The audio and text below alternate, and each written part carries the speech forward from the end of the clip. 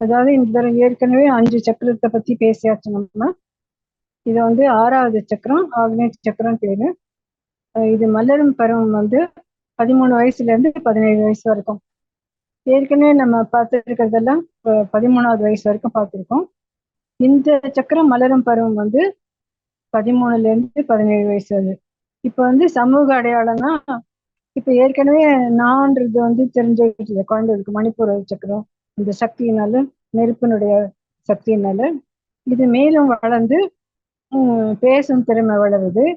இப்போ வந்து இந்த பேசும் திறமை வளர்ச்ச தான் முன்னாடி அறிஞ்சதெல்லாம் அதை பத்தி தெரிஞ்சுக்கிறதுக்கு இந்த 3வது கண்ணை உபயோகிச்சு தெரிஞ்சுக்கிறதுக்கு ஒரு தேடுதல் கிடைக்கிறது.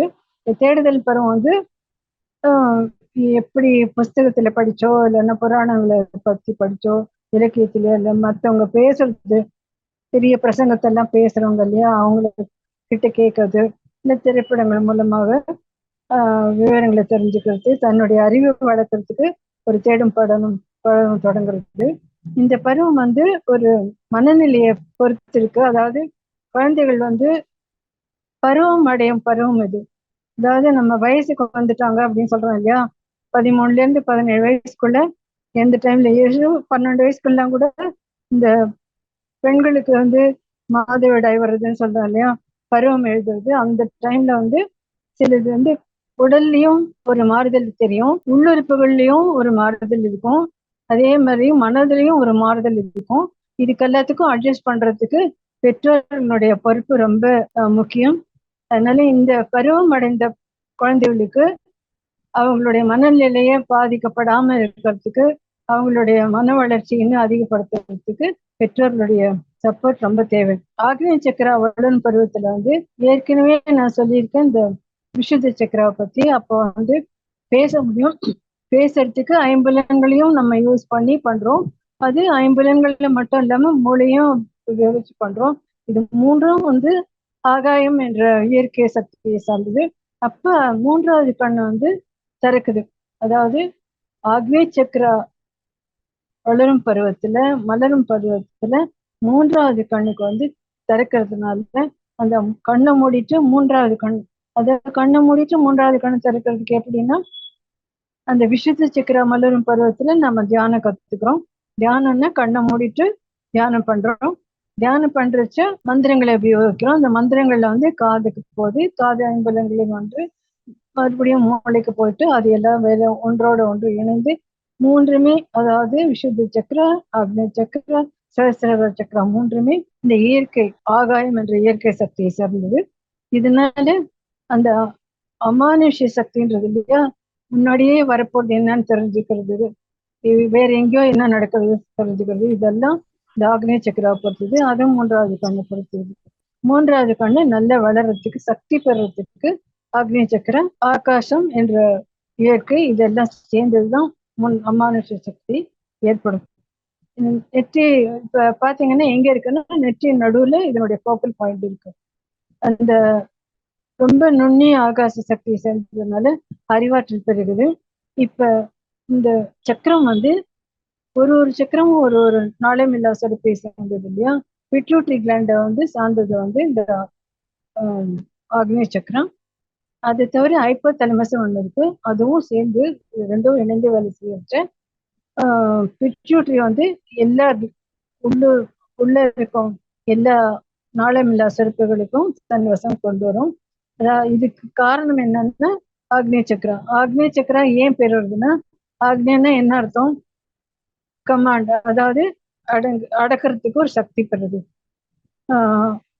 அதனுடைய அடக்கத்தில் ஆக்னேய சக்கரானுடைய அடக்கத்துலதான் மற்ற எல்லா சக்கரங்களும் வருது.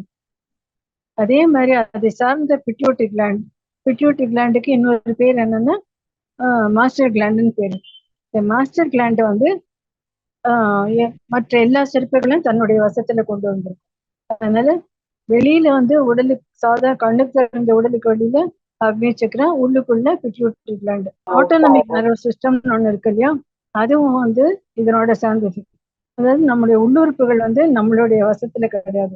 நம்ம சாப்பிட்றோம், தொண்டை வரைக்கும் தான் நம்ம கையில, வேணும்னா துப்பிடலாம், ஆனா அதுக்கப்புறம் உள்ள போறச்ச அது எப்படி உள்ள போறது, எப்படி ஜீரணம் ஆகுது, எப்படி ரத்தத்துக்கு போய் கலக்கிறது, எப்படி நமக்கு சக்தி வருது, எல்லாம் நம்ம கையில கிடையாது. இதுக்குன்னு ஒரு ஆட்டோனமிக் நர்வஸ் சிஸ்டம் இருக்கு.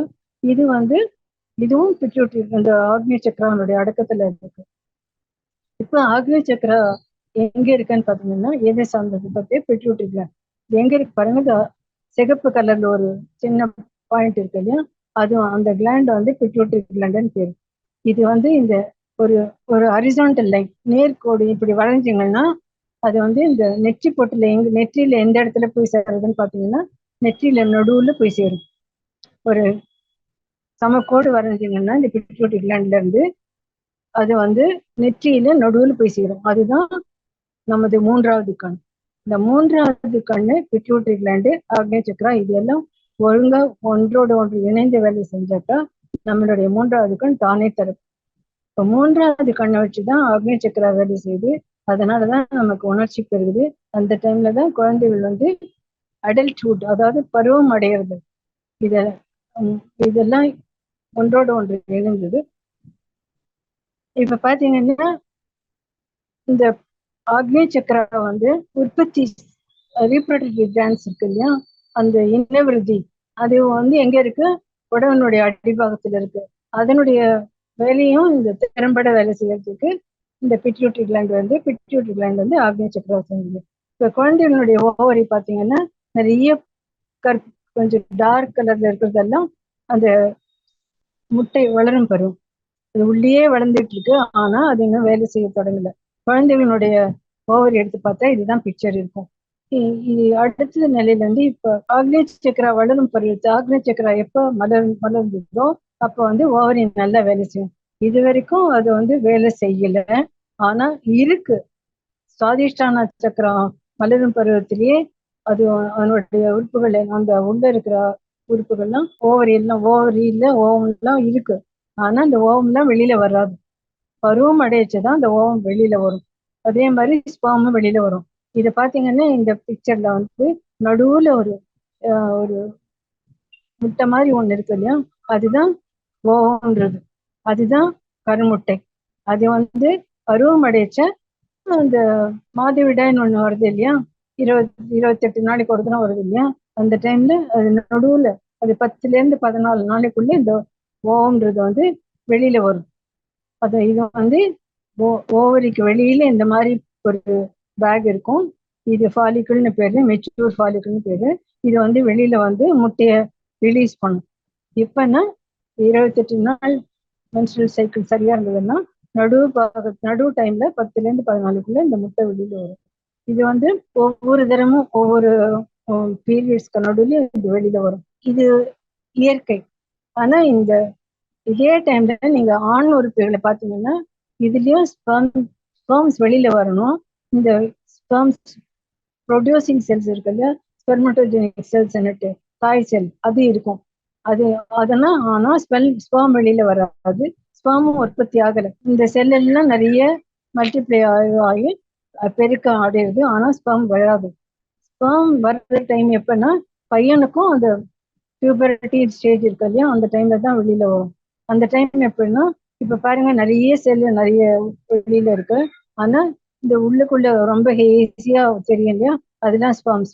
அந்த ஸ்பெர்ம்ஸ் வந்து இன்னும் வெளியில வர்றது டைம் வந்து இந்த பியூபர்ட்டின்னு அந்த வயதுக்கு வர டைம்ல. பாய்ஸுக்கு வந்து 13, 14, 15, 16 வயசுக்குள்ள அந்த டெஸ்டிஸ் நல்ல வேலை செய்யாலும் ஸ்பெர்மும் வெளியில வர்ற டைம். இதுதான் இயற்கை.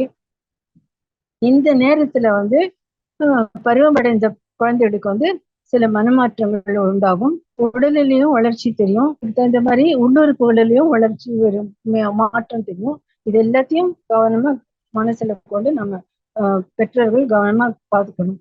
அறிவு வளர்ச்சியை தேடுதல்ன்றது வந்து நமக்கு ஏற்கனவே குழந்தைகளுக்கு வந்து சிலதெல்லாம் நம்ம சொல்லி கொடுத்துருப்போம். வீட்டுல நிறைய பண்டிகை கொண்டாடுவோம், இப்படி பண்ணணும் அப்படி பண்ணணும் சொல்லி கொடுத்துருப்போம். இது எல்லாத்தையும் மனசுல பதிஞ்சிருப்போம். இதுக்கு என்ன அர்த்தம் அப்படின்னு சொல்லிட்டு கண்டுபிடிக்கிறதுக்கு இப்போ அறிவு வளர்றதுக்கு என்ன, இந்த பிட்யூட்டரி கிளாண்டு, மூன்றாவது கண், ஆக்னிய சக்கரா, இது மூன்றும் இணைந்து வேலை செய்யச்சு. மூன்றாவது கண் வேலை செய்யச்சு தன்னை அறியாம அறிவை வளர்த்துக்கிறதுக்கு ஒரு சான்ஸ் கிடைக்கும். அப்ப என்ன பண்ணும், தனக்கு தெரிஞ்சதை அதுக்கு உள்ள அர்த்தத்தை கண்டுபிடிக்கிறதுக்காக ஒரு லைப்ரரிக்கு போயோ இல்லைன்னா வெளியில போய் யாருன்னா பிரசங்கம் பண்ணினாங்கன்னா அதை கேட்டோ இல்லைன்னா சினிமா மூலமோ இல்லை புஸ்தகங்கள் மூலமோ தன்னுடைய அறிவை வளர்த்துக்கிறதுக்கு தேடுறதுக்கு இது ஒரு நல்ல பருவம். இந்த பருவத்துலதான் அவங்க தேட ஆரம்பிப்பாங்க. புத்திசாலம் முன்பு ஏற்கனவே குழந்தைகள் புத்திசாலித்தனமா வளர்ந்துருக்குன்னு நான் சொல்லியிருக்கேன். ஒரு சக்கரமும் என்னென்ன புத்தியில என்னென்ன மாதிரி வளர்த்து இது கொஞ்சம் அதிகமாக இருக்கும். அதாவது மூன்றாவது கண்ணன் வழியாக முன்னாடி அறிஞ்சதை அதை ஒன்னா சேர்த்து எப்படி அது அத தெரிஞ்சுக்கிறதுக்கு ஒரு சான்ஸ் இந்த டைம்ல கிடைக்கும். அதாவது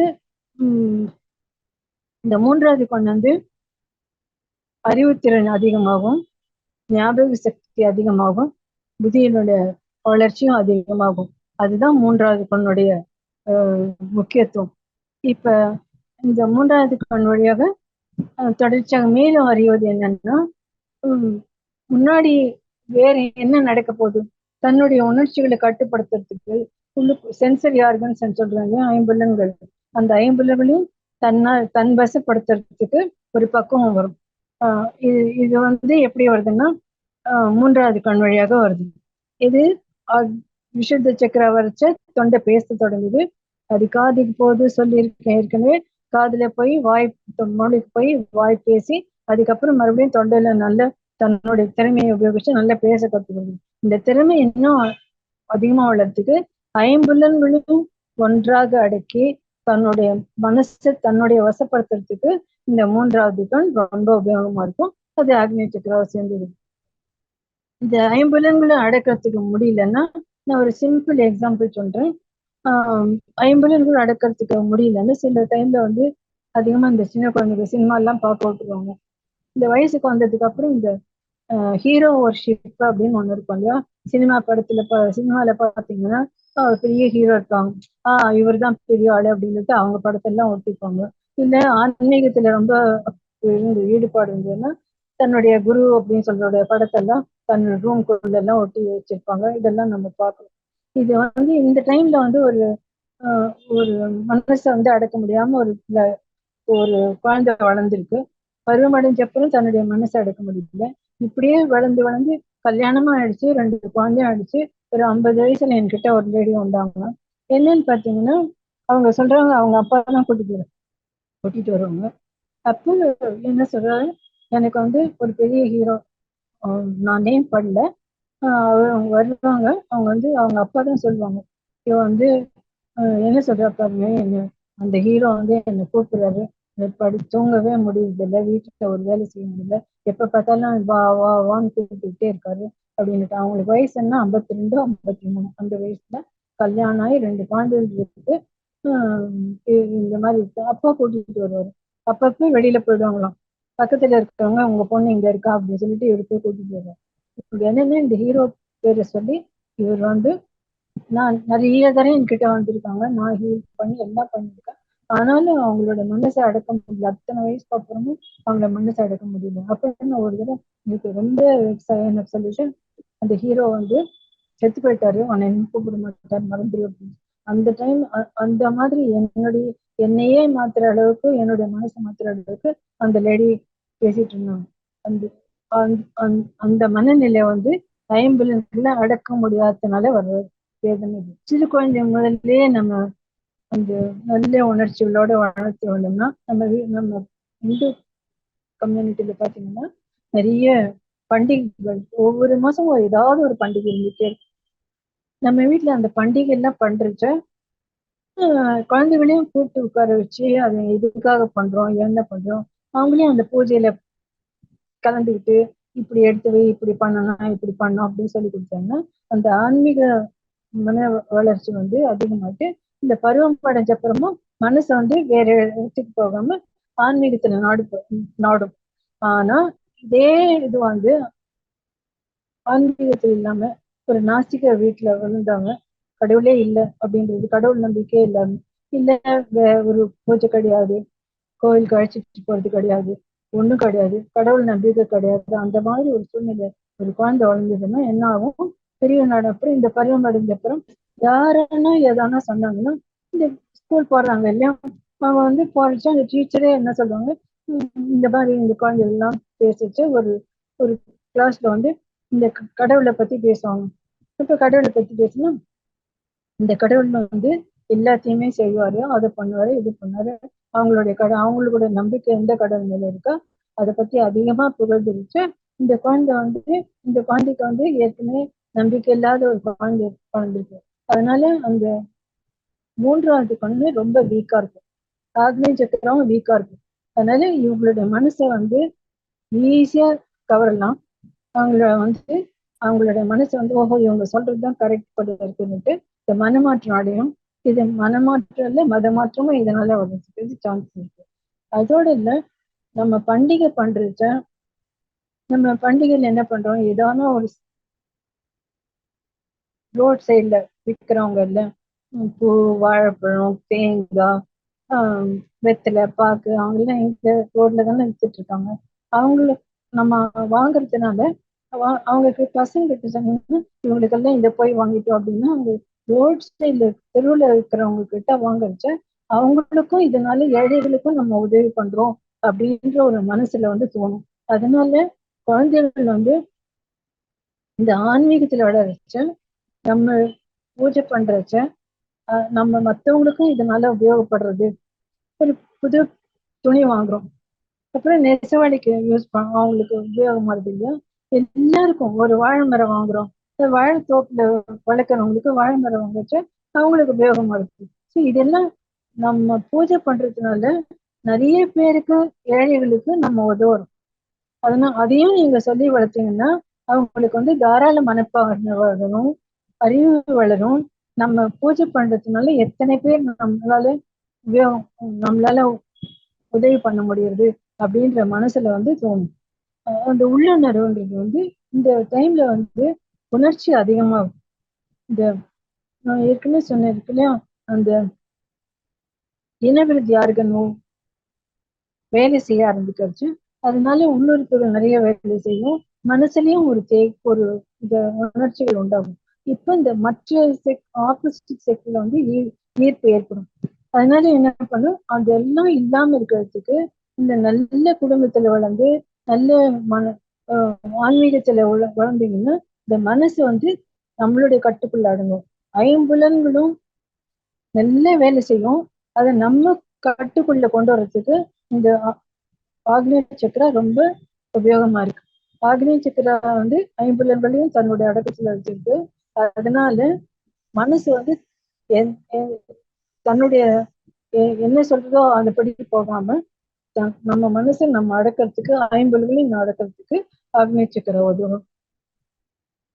அமானுஷ்ய சக்தி, இந்த நிறைய தியானம் பண்ணி அதிகமா அதுலயே பயிற்சி எடுத்து எடுத்து எடுத்து குரு மூலமாவும் நல்ல பயிற்சி எடுத்துக்கிட்டீங்கன்னா எடுத்தாங்கன்னா அவங்களுக்கு வந்து அந்த குழந்தைன்னு எல்லாரையும் நான் 21 வயசு வரைக்கும் நான் குழந்தைன்னு சொல்றதுனால இவங்க தான் குழந்தை பருவம் அடைஞ்சிட்டாங்க ஏன் குழந்தைன்னு கேட்காதீங்க. இது எல்லாரையுமே இன்னும் வயசாச்சு எனக்கும் இவங்கள குழந்தைன்னு பாக்குறேன். அதனால அமானுஷ்ய சக்தி எப்படின்னா பின்னாடி என்ன நடக்கும், இந்த இடத்துல இப்படி நடக்குது, இந்த இடத்துல இப்படி நடக்குது, கண்ணு மூடிட்டு மூன்றாவது கண்ணை உபயோகிச்சு இவங்களால பார்க்க முடியும். இது வந்து கிளாயர்வான்ஸ்ன்னு சொல்லுவாங்க. அது தவிர இந்த ரேக்கி, அக்குபஞ்சர், ரேக்கியோ இல்லைன்னா பிராணிக் ஹீலிங் கத்துனவங்க வந்து தன்னுடைய மூன்றாவது கண்ணை உபயோகிச்சு யாருக்கு எந்த உலகத்துல எந்த இடத்துல இருந்தாலும் அவங்களுடைய மூன்றாவது கண்ணோட தன்னுடைய சேர்த்துட்டு இணைத்து அவங்களுக்கு ஹீல் பண்ண முடியும். டெலிபத்தின்னு பேர். அதாவது யாருக்கு வேணாலும் எந்த உலகத்துல எந்த மூலையில இருந்தாலும் அவங்களுக்கு வந்து இந்த தெய்வீக சக்தி இதுக்கு பலன்படும். இதுதான் மூன்றாவது கண்ணை நம்ம அதிகமா உபயோகப்படணும். மூன்றாவது கண்ணு வந்து ஐம்புலன்களையும் சார்ந்தது, ஐம்புலன்களையும் அடக்க வல்லது, ஐம்புலன்களும் இல்லாம மூளையையும் அடக்க வல்லது. ஏன்னா இந்த மூன்றாவது கண் வந்து மூளைக்கு எல்லா அலைகளையும் செலுத்துது. அது வந்து மூளையும் ஐம்புலன்களும் அக்னி சக்கரம், சகசிர சக்கரம் இது ரெண்டே சார்ந்தது. அதனால இப்ப என்ன நடக்கும் அப்படின்னா தேவைக்கு அதிகமான அழுத்தம் கொடுத்து பசங்களை வந்து நீ இதை பண்ணு இதை பண்ணு. அவங்களுக்கு வந்து ஒரு இடத்துலதான் எனக்கு கிரிக்கெட் தான் நல்லா வரும், இல்லை எனக்கு மியூசிக் தான் எனக்கு ரொம்ப பிடிக்கும், எனக்கு டான்ஸ் தான் ரொம்ப பிடிக்கும் அப்படின்னு சொல்றாங்கன்னு அதை விட்டுட்டு இல்லை இல்லை நீ படி இது. அவங்களுக்கு வந்து இன்ஜினியரிங் காலேஜ் சேர்க்கறதுக்கு பிடிக்கல. நான் வந்து ஆர்ட்ஸ் காலேஜ் போறேன், நான் வேற எதனா பண்றேன், எனக்கு மெடிக்கல் வேணும்ன்றாங்க. இல்ல இல்ல நம்ம வீட்டுல எல்லாரும் லாயர்ஸ், நம்ம வீட்டுல எல்லாரும் இன்ஜினியர்ஸ், அதனால நீ இன்ஜினியரிங் காலேஜ் தான் போகணும், நீ வந்துதான் போகணும் அப்படின்னு அவங்களை வற்புறுத்தி அந்த சப்ஜெக்ட்ல நீ இப்போ இன்ட்ரெஸ்டடு, உனக்கு நிறைய இதுல மார்க் கிடைக்கும், நீ காலேஜுக்கு போச்சா உனக்கு வேண்டியது கிடைக்கும். தேவையில்லாம அவங்களுக்கு அழுத்தம் கொடுத்து கொடுத்து அவங்களுக்கு என்ன ஏற்கனவே அப்துல் சக்கரா வீக்கா இருந்ததுன்னா இவங்க வந்து மனசுல குழப்பம் ஏற்படும். இந்த குழப்பத்துல வந்து இது பண்றதா வேண்டாமான்னுட்டு இருக்கிற மார்க்கும் இன்னும் குறைஞ்சு போகும். அறிவுத்திறன் குறைஞ்சு, கவனம் குறைஞ்சு, கவனம் சிதறடைஞ்சு, அதனால மார்க் கம்மியாகும். இப்போ அதிகமா மார்க்கும் கம்மியாயிட்டு கிரேடும் கம்மியாகி இவங்க மன அழுத்தத்துல போறதுனால பேரண்ட்ஸ் கிட்ட நிறைய திட்டு வாங்குவாங்க. ஸ்கூலுக்கு போறதுலயும் கொஞ்சம் கவனம் செய்யணும், ஸ்கூல் போகிறதுக்கு பிடிக்காம கெட்ட வழியில ஈடுபடுறதுக்கு ரொம்ப சான்ஸ் இருக்கு. ஏன்னா ஆக்னேயத்துல becomes weak because of the பழைய நிலைகளால மழை ஸ்டடும். இப்போ ஒரு எக்ஸாம்பிள் சொல்றேன். ஒரு பொண்ணு வந்து எக்ஸாம் ஜாகிரபி பூகோள் பரீட்சை அன்னைக்கு எப்படியானாலும் ஜுரம் வந்துடும். எப்படி வருது ஏன் வருது என்னன்னு யாருக்கும் தெரியாது, அவங்க பேரண்ட்ஸ்க்கு தெரியும். அவங்களுக்கு ரொம்ப கவலைப்பட்டாங்க. ஏன்னா அந்த பொண்ணு 10th போனோம், 10th வந்து ஜியாகிரபி எக்ஸாம் கட் பண்ணினால்னா அவளால மொத்தமா போயிடும், 10th பாஸ் பண்ண முடியாது. 9th வரைக்கும் எப்படியோ அவளை கொண்டது. ஏன்னா மற்ற சப்ஜெக்ட்ல எல்லாம் நல்ல மார்க் வந்ததுனால அவளை அப்படியே அடுத்த ஸ்டாண்டர்டுக்கு போக போக வச்சுட்டு இப்போ வரைச்ச பூகோளம் இதுல கட் பண்ண அந்த எக்ஸாமுக்கு கட் பண்ணால்னா எக்ஸாம் ஹோல் ஃபைனல் எக்ஸாம்ல ஃபெயில் ஆயிடுவாள் பயந்துட்டு கிட்ட கொண்டு. நான் சொன்னேன், நீ வந்து இந்த சப்ஜெக்டை என் பூகோளத்தை பிடிக்கிறதோ பிடிக்கலையோ அறிவு வளர்றதுக்குன்னு வச்சுக்கோ. நான் ஒண்ணு எக்ஸாம் சொன்னேன், நீ கல்யாணம் பண்ணி போற கொஞ்ச நாள் கழிச்சு எல்லா படிப்பெல்லாம் முடிஞ்சு அம்மா அப்பா கல்யாணம் பண்ணி வச்சிருக்காங்க. கல்யாணம் பண்ண இது குழந்தை பத்தினா அந்த குழந்தை வந்து ஸ்கூல் போயிட்டு அவங்ககிட்ட வந்து ஒரு அட்லஸை கொண்டு வந்துட்டு அம்மா எனக்கு இந்த நாடு எங்க இருக்கு, இந்த நாடு எங்க இருக்கு, இந்த நாடு எங்க இருக்கு, பூமத்திய ரேகை என்ன என்ன, அந்த ரேகை என்ன என்ன, இந்த ரேகை என்ன, ஸ்ட்ராட்டோஸ்பியர் என்ன அட்மாஸ்பியர் என்ன அப்படின்னு கேட்டாங்க வச்சுக்கோ, அப்ப நீ முழிப்ப. அதனால நாலேஜ் வந்து அறிவுன்றது அறிவுக்காக நீ தெரிஞ்சுக்கோ, பரீட்சைக்காக படிக்காத. சும்மா ஜென்ரல் நாலேஜ். உனக்கு எக்ஸாம் தான் என்ன எப்ப வைக்கிறாங்க, நீ நாங்க கத்து கொடுத்தது எவ்வளவு உனக்கு மதரசுல பதிஞ்சிருக்கு, அதை டெஸ்ட் பண்றதுக்காக வருஷத்துல ஒரு தடவை எக்ஸாம் வைக்கிறாங்க. 10th வந்து எல்லாருக்கும் யூனிஃபார்ம் தான், எல்லாருக்கும் ஃபைனல் எக்ஸாமுக்கு. அதனால அதுல நீ நிறைய மார்க் வாங்கணும்னு படிக்காம பூகோளம்னா என்ன, அதுல என்னெல்லாம் நம்ம தெரிஞ்சுக்கலாம், பின்னாடி எப்படி நமக்கு உபயோகப்படும், knowledge for the sake of knowledge அந்த மாதிரி தெரிஞ்சுக்கலாம்னா அவனுக்கு ஜியாகிரபி ஈஸியா போயிடும். அதனால கவலைப்படாத, இந்த மாதிரி படி அப்படின்னு. எல்லாருக்குமே இதுதான் நாலேஜ். படிப்புன்றது வந்து அறிவுக்காக வளர்க்கணும், மார்க்குக்காக படிக்காதுங்க. படிக்கிறத நீங்க புரிஞ்சுட்டு படிச்சீங்கன்னா மார்க் வந்து தானே வந்துடும். அதனால இந்த பொண்ணு வந்து பரீட்சை எழுதிட்டு ஜியாகிரபி எக்ஸாம் அப்போ ஃபீவர் வரல, நல்லா எக்ஸாம் வந்து நல்ல மார்க் வந்துட்டு இப்போ பிஹெச்டி பண்ணிட்டு ஃபாரின்ல செட்டில் ஆயிருக்கும். கசப்பான நினைவுகள் சின்ன வயசுல ரொம்ப துன்புறுத்தி அவங்க அம்மா அப்பா சண்டை போடுறது, இல்லைன்னா அவங்க அம்மா அப்பா அப்பா குடிச்சிட்டு வருவாரு, அதை பாக்குறது. இதை பார்த்துட்டு பார்த்துட்டு என்ன ஆகும், மனசே வெறுத்து போயிடும், அப்பா மேலே வெறுத்துடும். ஆனா அம்மா என்ன சொல்லுவாங்க, குழந்தை படத்துக்கு போறச்ச இல்ல இல்ல அப்பா ரொம்ப நல்லவர், அப்படிதான் சில டைம்ல கோவத்துல வந்து அப்படி வருவாரு அடிப்பாரு, அதனால நீ அப்பா வெறுக்காத அப்படின்னு சொன்னா கூட இந்த குழந்தைக்கு சின்ன வயசுலயே மனசுல படிஞ்சிடும். அம்மா நல்லவன், ஆனா அப்பா கொடுமைப்படுத்துறா, அம்மா பொய் சொல்றா அப்படின்னு. இந்த பொய் சொல்றதுன்னு கசப்பான ஒண்ணு இல்லை, மனசுல வச்சுட்டு அம்மா பொய் சொல்றா, அப்பா காக்காரு அப்படின்னு சொல்லிட்டு அந்த வெறுப்பு அவங்களுக்கு அப்படியே போய் பின்னாடி பிரச்சனை நிறைய வரும். அதனால சின்ன குழந்தைகள நல்ல பொய் சொல்லாம வளரணும். அப்பா அடிச்சாருன்னா பரவாயில்ல அடிக்கட்டும், நீ விட்டுரு அப்படின்னு நான் பாத்துக்கிறேன் அப்படின்னு சொல்லிட்டு அந்த வெறுப்பு குழந்தைகளுக்கு திணிக்காம பண்ணீங்கன்னா குழந்தைகள் வந்து இந்த கசப்பான ஒண்ணுகளோட வளராது. நிறைய கசப்பான ஒண்ணுகள் வளர்ந்துருக்கு குழந்தைகள். ஆனா இந்த கசப்பான உண்மைகளை வந்து எங்க தாங்குறதுன்னா இனவிருத்தி ஆர்கன் இருக்கு இல்லையா, டெஸ்டிஸ்டோரி, அது எது சார்ந்தது? சுவாதிஷ்டானம். அங்க தேங்கிடும். அங்க தேங்கரிச்ச இந்த ஆக்னேய சக்கர வச்ச தானே இந்த கசப்பான உண்மைகளை தானே வெளியில கொண்டு வரும். சுவாதிஷ்டான சக்கராக்கும் ஆக்னேய சக்கராக்கும் ரொம்ப க்ளோஸ் கனெக்ஷன் உண்டு. ஏன்னா இனவிருத்தி ஆர்கன் அங்கதான் இருக்கு. கசப்பான உண்மைகளும் கசப்பான நினைவுகளும் அங்கதான் தேங்குறது. இந்த கசப்பான நினைவுகள் தேங்கரிச்சு வயசு குறைச்சு இதெல்லாம் வெளியில வரும். இந்த கசப்பான உண்மையில யார் மேல வன்மத்தை தீர்க்கணும் அப்படின்னு சொல்லிட்டு ஒரு வெறுப்பு உணர்ச்சி யார் மேல காமிக்கணும் அப்படின்னு வரும். எப்படி யார் மேல காமிக்கிறது? தான் கேட்டு யார் வேலை செய்யறாங்களோ அவங்க கிட்ட இருந்தாங்க பொய் சொல்லி, மற்றவங்க அம்மா பொய் சொல்லி அப்பா நல்லவன் சொல்லும். அதே மாதிரி இவன் நல்லவன் அவன் கெட்டவன் ஒருத்தருக்கு ஒருத்தர் தலையை மூட்டி அந்த மாதிரி பண்றது.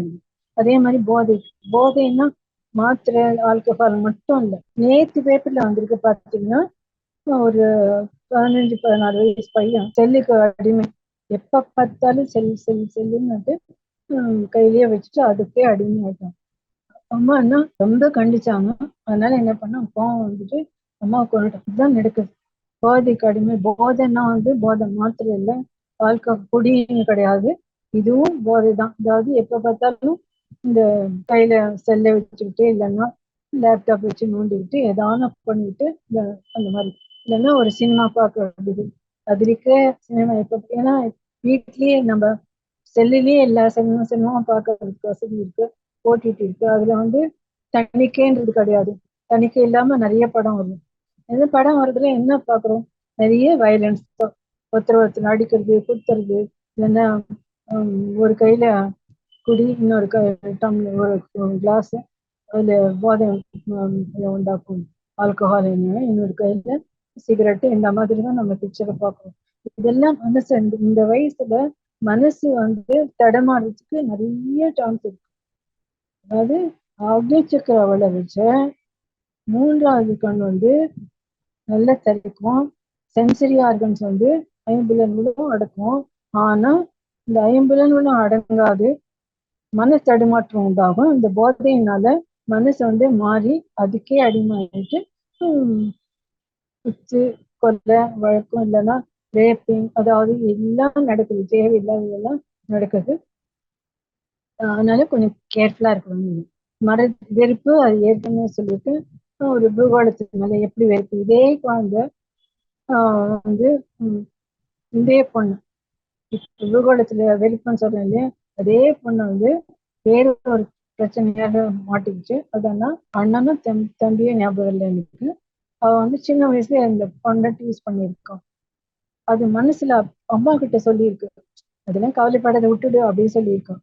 அவன் பையன் மேல ஆக்ஷன் எடுக்கலையே, அவனை குற்றக்காட்டு பிடிக்கலையே, அவனை திட்டலையே, அவனை அடிக்கலையே, அந்த மனசுல குறு உணர்ச்சி உண்டாக்கி இந்த பொண்ணை அப்படியே அடைக்கிட்டு பின்னாடி பெரியவள அனுப்புறமும் கல்யாணம் ஆயிட்டு அமெரிக்காவுக்கு போனாலே அதுக்கப்புறமா அப்பா கிட்டயும் அம்மா கிட்டயும் தம்பி கிட்டயும் பேசுறதே கிடையாது. பழைய ஞாபகத்துல அப்படியே வளர்ந்து வளர்ந்து வளர்ந்து கசப்பான நினைவுகளை வளர்ந்து அதையே வளர்த்துக்கிட்டு பெருசா வளர்த்துக்கிட்டு இப்ப பேரண்ட்ஸ் கிட்டயும் அந்த தம்பியும் அண்ணன் சொன்னேன் இல்லையா, அவங்ககிட்டயும் கனெக்ஷனே இல்லாம தனிமைப்படுத்திட்டு அவ்வளவு வெறுப்புல இருக்கான். பாரதி இந்த 3வது கண் அறிவை வளர்க்கணும்னு சொல்லியிருக்கேன். இந்த அறிவை வளர்க்கறதுக்கு 3வது கண் வேணும். அதாவது அறிவு எப்படின்னா, எதை நம்ம பாக்குறோமோ அது மேலே ஃபுல் கவனமும் அதுலயே இருக்கும். கையில புக் இருக்கும், கண்ணு அது மேல இருக்கும். ஆனா மனசு பக்கத்து ரூம்ல ஒரு டிவியில ஓடிட்டு இருக்கோம், இல்லைன்னா பாட்டு பாடிட்டு இருக்கோம், அதுல இருக்கும். அம்மா என்ன பண்ணுவாங்க, பெற்றோர்கள் நீ அந்த ரூம்ல போய் தனியா உட்காந்து படிக்குவாங்க, படுத்துவாங்க, எடுத்துட்டு போய் படியுவாங்க. இவன் வெறுப்புல கையில புக் வச்சிருப்பான். கையில புக் இருக்கும், கண்ணு அது மேல இருக்கும், மனசு வேற எங்க இருக்கும். மனசும் ஐம்புலன்களும் ஒன்னா வேலை செஞ்சாதான் அந்த அறிவுன்றது வளரும்.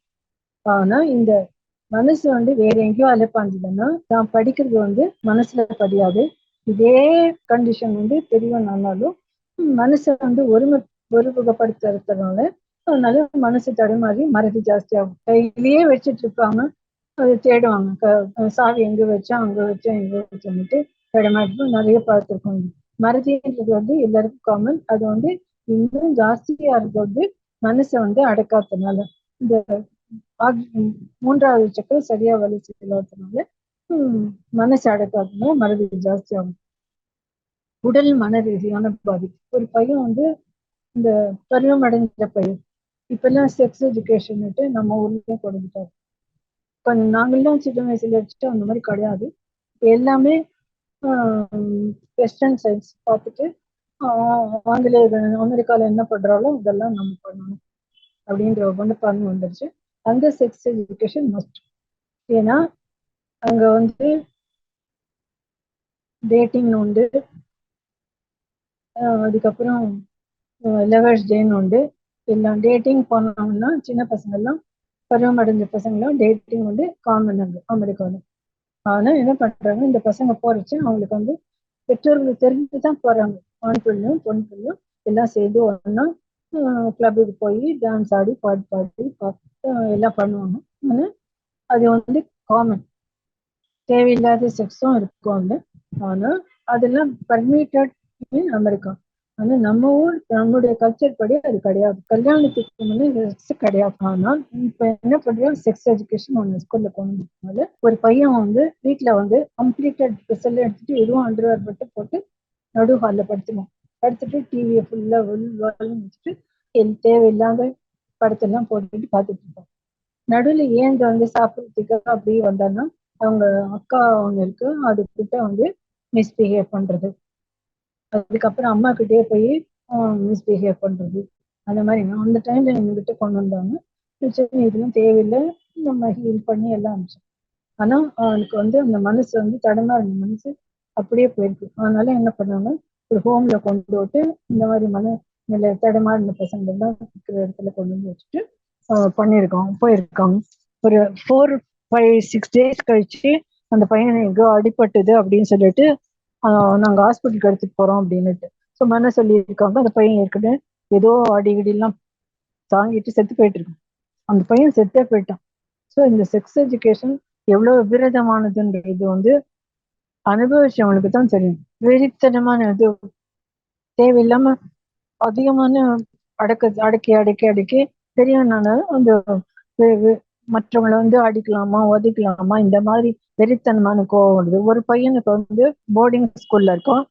அவனை வந்து அவங்க சேர்த்துட்டு அவங்க போர்டிங்ல இருந்துட்டு வெளியில வரச்ச இல்லை எனக்கு போர்டிங் சரியில்லைன்னுட்டு அவனை கொண்டு தனியார் ரூம்ல அவங்க அம்மா பேரண்ட்ஸ் வந்து ஃபாரின்ல இருக்காங்க.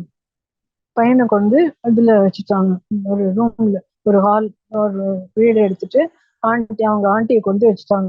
ஆண்டிக்கு கையில தான் பணத்தெல்லாம் கொடுத்துட்டு அவனுக்கு வேணுன்ற டைம்ல புஸ்தகமோ ஸ்கூலுக்கு ஃபீஸோ ஏதோ நீ கட்டு அப்படின்னு சொல்லிட்டு பணம் செலவெல்லாம் இவங்க கையில கண்ட்ரோல்ல இருக்கு. பையனும் அந்த கண்ட்ரோல்ல இருக்கு.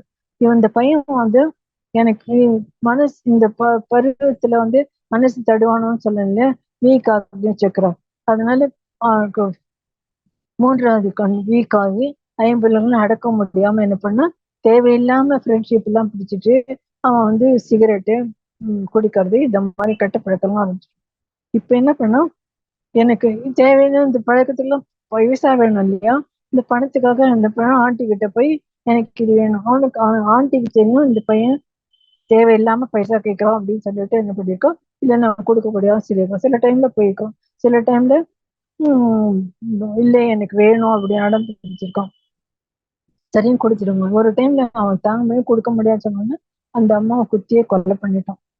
இது அவன் சொந்த ஆண்டி நடந்தது. ஏன்னா இப்ப நான் சொல்ற எக்ஸாம்பிள்லாம் நடந்தது, பேப்பர்ல பார்த்தது, டிவியில பார்த்தது, என்னோட வாழ்க்கையில சிலதெல்லாம் பார்த்துருக்கேன். நான் அதெல்லாம் சேர்த்துதான் சொல்றேன்.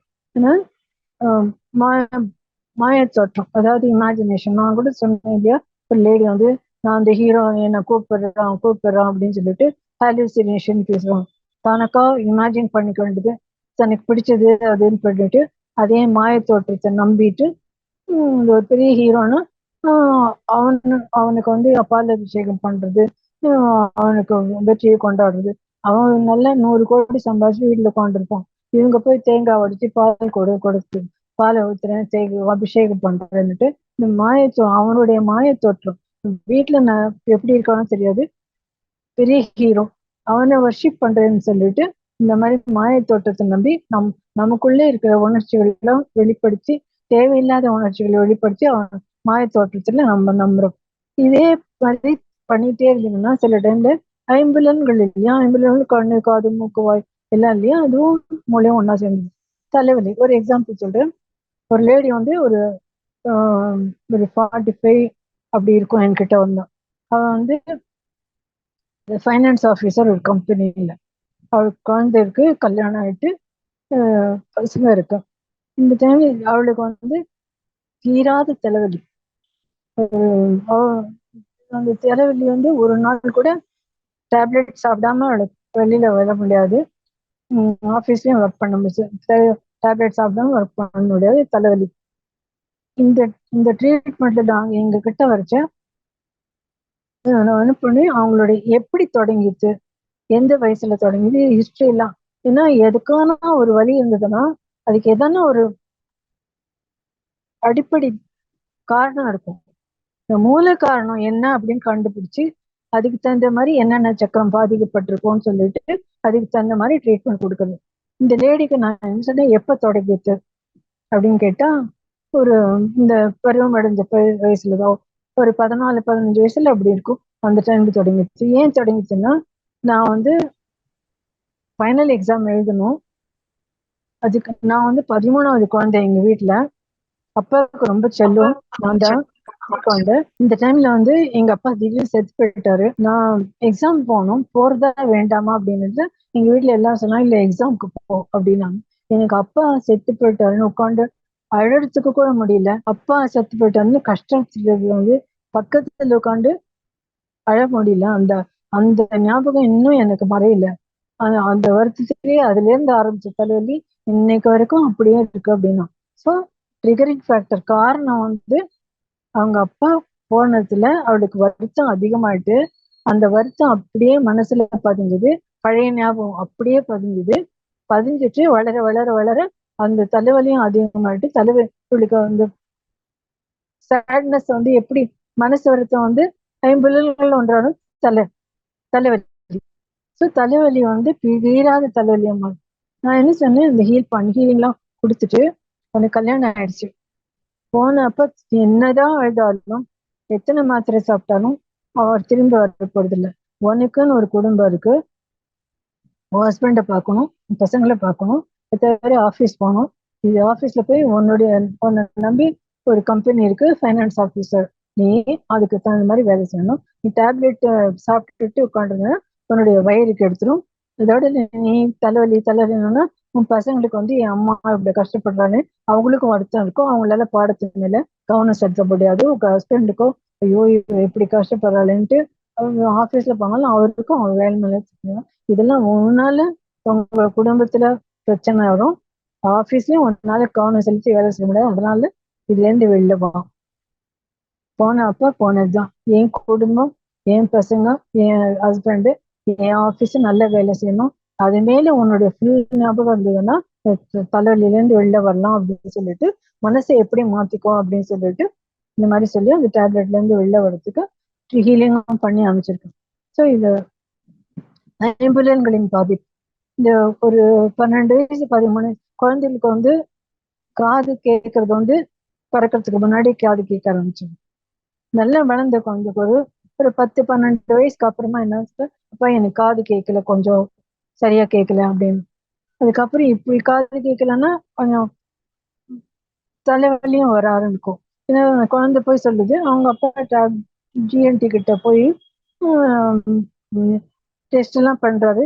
இல்ல கொஞ்சம் 50% போயிருக்கு, 60% போயிருக்கு, ஒரு கார்டு போயிருக்கு. இது ஆர்கன் சக்கரம் சரியா வேலை செய்யாததுனால. ஏன்னா சின்ன வயசுல ஏதோ நடந்திருக்கு, அது கவனிக்காம விட்டதுனால இது வெளியில தோற்றுறது சிம்டம் வந்து இந்த வயசுல தோணும், சரி வெளியில தெரியுது. டாக்டர் கிட்ட வச்சுருந்தோம். ஒரு காது முதல்ல சரியா வேலை செய்யல, அப்புறம் 2வது காதும் அப்பா எனக்கு இந்த காதும் சரியா வேலை செய்யலன்னா உங்களுக்கு பயம் வந்துடுச்சு. அந்த டைம்ல நான் கூப்பிடுறாங்க. இந்த டைம்ல நான் எப்படி இப்படி ஹீல் பண்ணோம் அப்படின்னு சொல்லி கொடுத்துட்டு இந்த மாதிரி பண்ணிட்டு இருக்கோம். ஸோ இந்த காது கேட்காது, கண்ணு மங்கல் நிறைய பசங்களை பார்த்துருக்கீங்க. சின்ன வயசுலயே கண்ணாடி போட்டு கொண்டிருப்போம். 8 வயசு 10 வயசு பசங்க கண்ணுக்குள்ள பாதிப்பு எடுத்துக்கிட்டு கண்ணு தெரியும். ஏன்னா கண்ணு காது மூக்கு எல்லாம் எல்லாமே இந்த அக்னி சக்கரா சேர்ந்தது. எப்ப பார்த்தாலும் கிரானிக்கா கோல்டு வரும், சைனசைட்டிஸ் வரும். இது எல்லாத்துக்கும் ஏன்னா சின்ன வயசுல இருந்தே ஒரு சின்ன வெளியில அப்படி போனாக்கா தூசி பட்டாக்கா உடனே தும்ப ஆரம்பிப்பாங்க. இது அப்படியே நாளுக்கு நாள் வந்து தீராத வழியாகும். சைனசைட்டிஸ் வந்து ஆப்ரேஷன் பண்ணுவோம். அப்படி ஆப்ரேஷன் பண்ணாலும் குணமாகாத வியாதி எல்லாம் இருக்கு.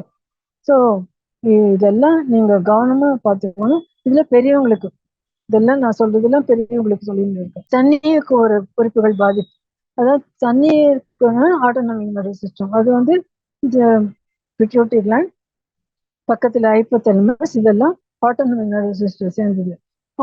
அதாவது நம்மளுடைய உள்ளுறுப்புகள்லாம் நம்ம கண்ட்ரோல்ல கிடையாது, அது பாட்டுக்கு வேலை செய்யும். ஆனா நீங்க ஒண்ணு பாத்தீங்கன்னா, சூரியன் காலையில தான் உதிக்கும், மாலையில தான் மறையும். சந்திரன் வந்து ஈவினிங்ல தான் தோன்றும், விடிகாலையில மறையும். உலகத்துல நியதின்னு ஒண்ணு இருக்கு, சர்க்காடியன் ரிதம்னு நம்ம பாடிக்குள்ளேயும் ஒண்ணு இருக்கு. அதுக்கு எல்லாத்துக்கும் காரணம் பிட்யூட்டரியும் சஹஸ்ரராரம் சேர்க்கு. பாடியில வந்து ஒரு ஒரு உறுப்பும் ஒரு ஒரு டைம்ல பீக்ல நல்லா வேலை செய்யும். அந்த மாதிரி ஒரு நான் ஒரு என்னுடைய யூடியூப்ல பாத்தீங்களா, லிசா பேஸ்ல அது சர்க்காடியன் ரிதம்னுட்டு ஒண்ணு இருக்கும். அதை பாத்தீங்கன்னா நமக்குள்ளே ஒரு கடிகாரம் மாதிரி காலையில 3ல இருந்து மறுநாள் காலையில 3 மணி வரை இருக்கும். 12 மணி நேரத்துல 24 மணி நேரத்துல 2 மணி நேரம் 12 உருவல் எப்படி அதிகப்படியா நல்ல வேலை செய்யும் அப்படின்னு ஒரு கொடுத்துருக்கேன், எங்க யூடியூப்ல பாருங்க. இப்ப இந்த இதுல வந்து அதிகமா சொல்ல முடியாது, பாத்துக்கோங்க. ஸோ இந்த தானிய உறுப்புகள்லாம் உங்க கண்ட்ரோல்ல கிடையாது. ஆனா அது வேலை செய்யச்சா அதுக்கு தகுந்த மாதிரி நீங்க வேலை செய்யணும். நீங்க வந்து எனக்கு லீவ் விட்டுருக்கு, இன்னைக்கு பசங்க லீவ் விட்டுருக்கு, நான் 11 மணிக்கு தான் எழுந்திருப்பேன், 10 மணி ஞாயிற்றுக்கிழமை தான் நான் ரெஸ்ட் எடுத்துக்கிறேன், ராத்திரி 2 மணி வரைக்கும் முடிச்சிட்டு இருந்தேன், நான் லேட்டா எழுந்திருக்கேன்ட்டு அம்மா எத்தனை எழுப்பினாலும் 11 மணிக்கு எழுந்திருக்கிறது, 12 மணிக்கு எழுந்திருக்கிறது ஒரு ரிதம்ன்றது கிடையாது. பயோ ரிதம், இயற்கையில எப்படி ரிதம் இருக்கோ அதே மாதிரி நம்ம பாடிக்குள்ள ரிதம்னு ஒண்ணு இருக்கும். அந்த ரிதத்துக்கு நம்ம சரியா வேலை செய்யலைன்னா பாடியில நிறைய பிரச்சனை கிடைக்கும். பிரேக்ஃபாஸ்ட் பத்தி ஏற்கனவே மணிப்புர சக்கரை வச்சு சொல்றேன், மறுபடியும் சொல்றேன். பிரேக்ஃபாஸ்ட் வந்து 7ல இருந்து 9, 9ல இருந்து 11 வந்து இன்னொரு ஆர்கன் வேலை செய்யும். 11ல இருந்து 1 வரைக்கும் ஹார்ட் வேலை செய்யும், அப்புறம் இன்டெஸ்டைன் வேலை செய்யும், அதுக்கப்புறம் அது மாதிரி பயோரிதம் ஒரு ஒரு ஆர்கனும் 2 மணி நேரம் அதனுடைய வேலையை அதிக தீவிரமாக செய்யும். வேலை செஞ்சுட்டே இருக்கும், ஆனா தீவிரமாக முடிச்சு ஒண்ணுக்கு ஒண்ணு இடைஞ்சல் இல்லாம 24 மணி நேரமும் 12 ஆர்கன் நிறைய வேலை செய்யும். அதுல வந்து நம்ம சரியான டைம்ல ஏந்திருக்காம இஷ்டத்துக்கு நம்ம பாட்டுக்கு வேலை செய்யணும்னா உள்ளுறுப்புகள்லாம் நம்ம சரியான வேலை செய்யாது, அதனால நிறைய பாதிப்பு வரும். இதை தெரிஞ்சுக்கிட்டீங்கன்னா இயற்கை எப்படி ஒரு நியதியோட வேலை செய்யுதோ அதே மாதிரி நம்மளுடைய காலையில எழுந்து தியானம் பண்ணி குளிச்சுட்டு தியானம் பண்ணி ஸ்கூல் போறது அந்த மாதிரி ஒரு நியதி இருக்குல்ல, அது ஒழுங்கா செய்யல. ஸ்கூல் நாள் வேற, ஹாலிடேஸ் வேற, ஸ்கூல் டைம்ல வேற வேலை செய்யறது, அந்த நியதியை மாத்திட்டு ஹாலிடேஸ்ல வேற மாதிரி இஷ்டத்துக்கு பண்றதுன்றதுக்காக உள்ளுறுப்புகள்லாம் சரியானபடி வேலை செய்யறது. இதுல இதுக்குள்ள கொண்டு வராத ஒண்ணு இருக்கு. அதாவது நமக்கு பெரிய கெட்ட பழக்கம் என்னன்னா, வெஸ்டர்ன் அமெரிக்கால என்ன பண்றாங்களோ அதெல்லாம் நம்ம காப்பி அடிச்சு பண்ண வேண்டியது. அமெரிக்கால நான் ஏற்கனவே சொல்லியிருக்கேன், இப்போ டேட்டிங்னு ஒண்ணு உண்டு. பருவமடைஞ்ச பசங்களை வந்து அவங்க நீ டேட்டிங் போ அப்படின்னுட்டு ஆண் பெண் எல்லாரும் சேர்ந்து கிளப்புக்கு போயிட்டு வழக்கம். ஆனா அவங்க கையில பேக்ல பாத்தீங்கன்னா ஃபெர்டிலைஸ் ஆகாம இருக்கிறதுக்கு டேப்லெட் இருக்கும், இல்லைன்னா நிரோதி இருக்கும். இந்த மாதிரி அதாவது ஒரு பாதுகாப்பான செக்ஸ் வச்சுக்கலாம் அப்படின்னுட்டு அவங்களுக்கு பர்மிஷன் உண்டு. அதுக்கு தகுந்த மாதிரி அவங்க டேப்லெட்ஸோ இல்லை நிரோதோ எடுத்துட்டு போவாங்க. ஆனா இது நம்மளுடைய கண்ட்ரில வந்து இந்து கல்ச்சர்ல வந்து நம்ம இதுல வந்து நமக்கு அந்த பழக்கம் கிடையாது. கல்யாணத்துக்கு முன்னாடி செக்ஸ்ன்றது ஒண்ணு கிடையாது. இதெல்லாம் பர்மிசிபிள் சொசைட்டி வந்து அமெரிக்கால இருக்கு, ஆனா நம்மளுடைய கண்ட்ரில வந்து அது கிடையாது. நம்மளுடைய கண்ட்ரி வந்து ஆன்மீகத்தை சேர்ந்தது, அவங்களுடைய வந்து மெட்டீரியலிஸ்டிக் வேர்ல்டு, அதை பார்த்து நம்ம கத்துக்கூடாது. ஆனா இத இந்த மாதிரி நம்ம கொண்டதுனால அவங்கள பார்த்து நம்ம கல்ச்சரை கொண்டதுனால என்ன பண்றாங்க, சேஃபா இருக்கிறதுக்காக ஸ்கூல்ல வந்து செக்ஸ் எஜுகேஷன் ஒண்ணு கொண்டு வந்துட்டாங்க.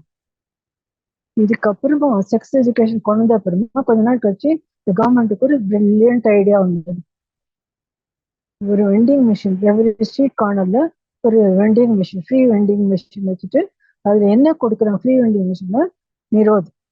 இந்த நிரோதுக்கு என்ன பண்றாங்க, நிரோது வந்து வெண்டிங் மிஷின்ல வச்சாங்கன்னா நான் எனக்கு பயமாயிடுச்சு, என்ன பையன் நான் வயசானவ, அடுத்த ஜெனரேஷன் என்ன ஆக போதும், பசங்க எல்லாம் இந்த மாதிரி ஏற்கனவே மனசு அடக்க முடியாம கெட்ட பழக்கத்துல போயிட்டு இருக்காங்க.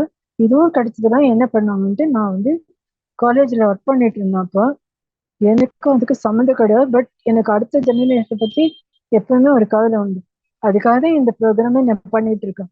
இப்போ என்னாச்சு, அப்போ ஏர்லி 90s 92 93 அந்த டைம்ல தான் நினைக்கிறேன், நான் நேர ஒரு லெட்டர் ஒன்று 2 பக்கத்துக்கு எழுதினேன். எப்போ அப்போ ஒரு ஹெல்த் செக்ரட்டரிக்கு எழுதினேன். இந்த மாதிரி வெண்டிங் மிஷின் இருக்க பாருங்க கவர்மெண்ட்லன்னா, அது 15 வயசுக்கு பையனுக்கோ 50 வயசு ஆளுக்கும் வித்தியாசம் தெரியாது. அதனால தயவுசெய்து நடிச்சிருங்க அப்படின்னு சொல்லிட்டு எழுதினேன். அது வந்து அந்த என்னுடைய லெட்டரை பார்த்துட்டு ஒரு லெட்டர் ரிப்ளை வந்தது. அவருக்கு வந்து இன்னொரு ஐஏஎஸ் ஆஃபீஸர் இருக்காரு, அவர் தான் செக்ஸ் எஜுகேஷன்லாம் இன்சார்ஜ், அவரை நீங்க போய் பாருங்க. அவர்கிட்ட நான் போய் பார்த்தேன்னா அந்த டேட்டு கொடுத்துருந்தாரு. இந்த டைம்ல நான் போறேன். ஒரு பெரிய ஹால்ல அவர் மட்டும் உட்கார்ந்து இருந்தாரு. அவர் மட்டும் உட்காந்து அந்த ஹால் முழுக்க பெரிய பெரிய பாக்ஸ் எல்லாம் நிரோத். நான் சொன்னேன், எதுக்கு சார் செக்ஸ் எஜுகேஷன்? இல்லை, இந்த மாதிரி ஃப்ரீ வெண்டிங் மிஷின் வச்சிருந்தேன்னா பசங்களையும் கெட்டு போயிடுவாங்க, அவங்க போய் நிரோத் வாங்குவாங்க ஃப்ரீ வெண்டிங் மிஷின், இது தேவையா அப்படின்னு கேட்டேன்.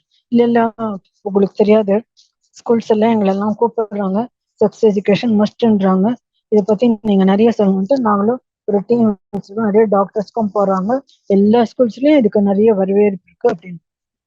அப்புறம் ரொம்ப நேரம் டிஸ்கஸ் பண்ண கடைசியில ஒரே ஒரு கேள்வி கொஞ்சம் போல்டாவே கேட்டேன். நான் வந்து உங்களுக்கு உங்க பையனுக்கு ஒரு வரன் பார்க்குறீங்க, அந்த பொண்ணு வந்து கல்யாணத்துக்கு முன்னாடி உங்களுக்கு தெரிய வருது, இந்த பொண்ணுக்கு வந்து நிறைய இந்த மாதிரி sex before marriage she used to go for dating, அந்த மாதிரிக்கு வந்து நல்லது வெர்ஜினிட்டி இல்லை அவளுக்கு, அந்த மாதிரி பொண்ணை நீங்க ஏத்துப்பீங்களா உங்க மருமகளானா? இல்ல இல்ல, எங்க பொண்ணெல்லாம் பையன்லாம் சேஃப், நாங்கெல்லாம் அமெரிக்கால இருக்கோம், நல்லா இருக்காங்க அப்படின்னு. அப்போ உங்க வீட்டுல நீங்க சேஃபா இருந்தா போறோம், உங்க பசங்க சேஃபா இருந்தா மத்த பசங்க கெட்டு போனா பரவாயில்லையா அப்படின்னு கேட்டு. ஏன்னா எனக்கு வந்து நம்ம நம்ம அடுத்த ஜெனரேஷன் கெட்டு போவதுன்ற பயம் இருந்தது. அதனால இந்த போல்டா கேள்வி கேட்டேன். அவருக்கு ஒன்றும் பேசல. ஆனா அந்த வெண்டிங் மிஷின் ஐடியாவை விட்டுட்டாங்க.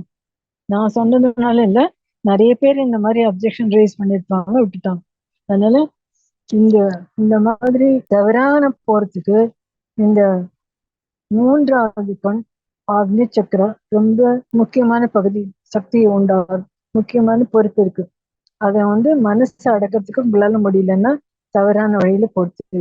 அதனாலதான் அந்த காலத்துல என்ன பண்ணுவாங்க, பொண்ணு வந்து வயசுக்கு வந்துட்டான்னு சொல்றோம் இல்லையா, அந்த டைம்லயே கல்யாணத்தை பண்ணிடுவாங்க. அப்ப பையனுக்கு வந்து 15 16 வயசு தான் இருக்கும். அப்ப தவறான போறதுக்கு வழி கிடையாது. ஆனா இப்ப என்ன ஆகுது, பொண்ணுக்கு கல்யாண வயசை வந்து ஏத்திக்கிட்டே போறாங்க. 15 இல்ல, 16 இல்ல, 18 ஆச்சு, 21 ஆச்சு, 24 ஆச்சு, இப்ப இன்னும் மேலே ஏத்திக்கிட்டே போவாங்கன்னு நினைக்கிறேன்.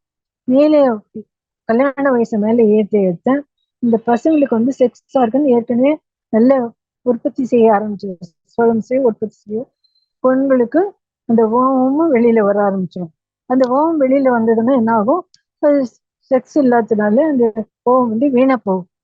இப்ப வீணா போக போக என்ன ஆகும், நமக்குள்ள இருக்கிற ஆர்கன்ஸ் இல்லையா, ரிதம்னு ஒண்ணு இருக்கு இல்லையா, நான் என்ன சொன்னேன், அந்த ஓவரி வந்து என்ன பண்ணுது, இந்த பொண்ணுக்கு வந்து இந்த ஓவரி வந்து ஓவம் வெளியில வருது, ஆனா வீணா போகுது, அதனால இதை ரிசர்வ் பண்ணிக்கலாம் அப்படின்னு சொல்லிட்டு அந்த ஓவமே வெளியில வரும். ஓவம் வெளியில வராம ஒரு பெரிய பிக்சர் ஒன்று காமிச்சு இல்லையா, ஓவம் வெளியில வராதுக்கு நடுவுல இருக்கு பாத்தீங்களா, ஒரு மாலை போட்ட மாதிரி ஒண்ணுக்கு, அது அது உள்ள இருக்குதான் ஓவம், அது வெளியில வந்துடும். இது வெளியில வரக்கூடாது அப்படின்றதுக்கு வந்து அந்த உள்ளுறுப்பு எல்லாம் வேலை செய்யல, இந்த ஆட்டோனமிக் நர்வஸ் சிஸ்டம் அது என்ன பண்ணுது, இந்த ஓவத்தை வெளியில விடாது. இந்த பெரிய வட்டம் இருக்கு இல்லையா, அது மட்டும் வெளியில வந்து ஓவருக்கு வெளியில இருக்கும். அதுக்கு பேர் தான் பிசிஓடி பேர். நிறைய பசங்களுக்கு பாத்தீங்கன்னா இப்ப கல்யாணம் ஆகிறதுக்கு முன்னாடியோ கல்யாணம் ஆன அப்புறமும் அவங்களுக்கு ஏதோ ஒரு பிரச்சனை வரும். டாக்டர் ஸ்கேன் பண்ணி இல்லைன்னா எக்ஸாமின் பண்ணி ஏதோ டெஸ்ட் பண்ணிட்டு உனக்கு பிசிஓடி இருக்கணும், அது பிசிஓடி இருக்குன்னா என்ன பண்ணும், அந்த இந்த பெரிய ஆர்கனை மட்டும் சக்கர பிக்சர் இருக்கு இல்லையா, அதை மட்டும் வெளியில கட் பண்ணி போடுறது கஷ்டம். என்ன பண்ணாங்க, சில டைம்ல வந்து ஹார்மோன் கொடுத்து பண்ணுவாங்க, சில டைம்ல அதை ஓவரியே கட் பண்ணி எடுத்துருவாங்க. ரொம்ப பிரச்சனை. ஒரு பொண்ணுக்கு வந்து அவ வந்து காலேஜ் படிச்சுட்டு இருந்தா யூஎஸ்ல. வெக்கேஷன் வச்சா என்கிட்ட வந்தா, பட் இந்த மாதிரி எனக்கு ப்ராப்ளம் இருக்கு, வயிற்று வலி அடிக்கடி வருது அப்படின்னு என்னன்னு கேட்டா, அப்புறம் சொன்னா எனக்கு வந்து இந்த மாதிரி பிரச்சனை பிசிஓடி ப்ராப்ளம் இருந்தது. அப்புறம் என்ன பண்ணேன், பிசிஓடி இல்லட்டோ அதுக்கப்புறம் டெஸ்ட் பண்ணா அந்த ஃபெலோப்பியன் டியூப்ல ஏதோ ப்ராப்ளம் இருக்கு, அடைப்பு இருக்குன்னு சொல்லிட்டு ஒரு ஃபெலோப்பியன் டியூப் ஒரு ஓவர் எடுத்துட்டாங்க. இதெல்லாம் என்ன கல்யாணம் ஆகிறதுக்கு முன்னாடி. அவளுக்கு அந்த கேர்ள் வந்து படிச்சுட்டு இருக்கா யூஎஸ்ல, போஸ்ட் கிராஜுவேஷன் பண்ணிருக்கா, 21-22 வயசு. அப்போ ஒரு ஓவரி ஒரு ஃபெலோப்பியன் டியூப் இருக்கு, அவளுடைய ஃபியூச்சர் என்ன ஆகும் கல்யாணம் ஆனது. இதெல்லாம் யோசிக்காம இதெல்லாம் வெஸ்டர்ன் சயின்ஸ்னால படிச்சு நிறைய ப்ராப்ளம் நடக்கும். அதனால மனசை அடக்கி உள்ளுறுப்புகளும் அது தகுந்த மாதிரி வேலை செய்ய வச்சிங்கன்னா, பயோரிதம்னு கேள்விப்பட்டிருக்கீங்களா, சொல்லியிருக்கேன்ல, அதை கடைப்பிடிச்சிங்கன்னா உள்ளுறுப்புகள் சரியானபடி வேலை செய்யும், அக்னி சக்கரம் சரியா வேலை செய்யும், மூன்றாவது கண் நல்ல வேலை செய்யும், ஐம்புலன்கள் சரியா வேலை செய்யும், மூளையும் சரியா வேலை செய்யும். இப்ப ஒரே ஒரு இந்த ஸ்கூல்ல பாடம் நடத்த மாரல் லெசன் ஒன்று சொல்லுவாங்க இல்லையா. இப்போ நீங்க இப்போ இதுல பாத்தீங்கன்னா ஆக்னேய சக்கரம் வந்து எங்க இருக்கு, ஆறாவது சக்கரம். இந்த ப்ளூ கலர், இந்த இண்டிகோ கலர் இருக்கு இல்லையா, டார்க் ப்ளூல இருக்கு இல்லையா, அதுதான் இண்டிகோ கலர் சக்கரம். அது அது ஆறாவது சக்கரம். ஆறாவது சக்கரம் நல்ல ஃப்ளவரிங் ஸ்டேஜ் வர்றதுக்கு நம்ம அடியில இருக்கிற சக்கரங்கள்லாம் நல்ல வேலை செய்யணும். இந்த அடியில இருக்கிற சக்கரங்கள்ல சுவாதிஷ்டான, ஃபார் எக்ஸாம்பிள் சுவாதிஷ்டான சக்கரம் மலரும் பருவத்துல ஏதோ தடை இருந்தது, அந்த தடையினால என்ன பண்ணுது, அடுத்த சக்கரம் சரியா வேலை செய்யாது, அடுத்த சக்கரம் சரியா வேலை செய்யும், அடுத்த சக்கரம், இதெல்லாம் அடுத்த சக்கரம் வேலை செய்யறதுக்கு கீழே இருக்கிற குண்டாலினி சக்தி இருக்கு இல்லையா, அதனால அதுதான் குழந்தை பறக்கிறதுக்கு, உயிரோட பறக்கிறதுக்கு குண்டாலினி சக்தி. அந்த குண்டாலினி சக்தி பாதையில தான் இந்த சக்கரங்கள்லாம் இருக்கு. இந்த சக்கரங்கள் பாதையில போறச்ச எதுனா தடைப்பட்டதுன்னா ஆக்னேய சக்கரம் சரியா வேலை செய்யாது. ஆக்னேய சக்கரம் சரியா நல்ல நிலையில வேலை செய்யணும், இந்த கீழே இருக்கிற சக்கரங்கள்ல தடை இல்லாம வேலை செய்யணும். குண்டாலினி சக்தியினுடைய பாதையை நல்ல வேலை செய்ய வைக்கிறதுக்கு நம்மளுடைய தியானம் ரொம்ப ரொம்ப முக்கியம். தியானம் வந்து நம்மளுடைய ஒரு சலசலப்பை உண்டாக்குறது, ஒரு வைப்ரேஷன் உண்டாக்கும்.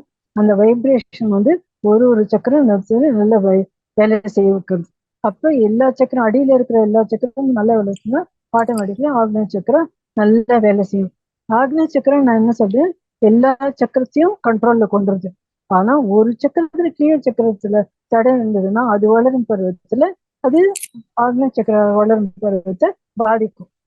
ஆனா இதெல்லாம் தடை. அதனாலதான் போன வாரமே ஒருத்தர் கேள்வி கேட்டாங்க இல்லையா, மற்ற சக்கரங்கள்லாம் சரியா வேலை செய்யணும், ஆக்னேய சக்கர கண்ட்ரோல்ல கொண்டு வந்துடுறேன். இப்ப என்ன சொல்றேன், இந்த சக்கரத்துல ஏதோ ஒரு தடை இருக்கிறது, தடைப்படுறது, அப்ப என்ன ஆகும், அடுத்த சக்கரத்துக்கு போறச்சு சக்தி கொஞ்சம் கம்மியா போகும், அக்னி சக்கரா போறச்சா இன்னும் கம்மியாகும். அக்னி சக்கரம் மலர்ந்தாலும் நல்லபடியா மலராது, அதனால அக்னி சக்கரம் வளரும் பருவத்துல பாதிப்பு இருக்கும். அந்த பாதிப்பு வந்து சரி பண்றதுக்கு கீழே இருக்கிற சக்கரனுடைய அடைப்பெல்லாம் எடுத்துட்டு அக்னி சக்கரனுடைய அடைப்பெல்லாம் எடுத்தீங்கன்னா எல்லா சக்கரமும் சமநிலையில. ஒண்ணு உலகத்துல வந்து நிறைய வேறு வேறு பாடுகள்ல மரம் இருக்கு, கொடி இருக்கு, செடி இருக்கு, மிருகங்கள் இருக்கு, மற்ற மலை இருக்கு, ஆறு இருக்கு, எல்லாம் எல்லாத்தையும் அடக்கிறதுக்கு நமக்கு பவர் இருக்கு.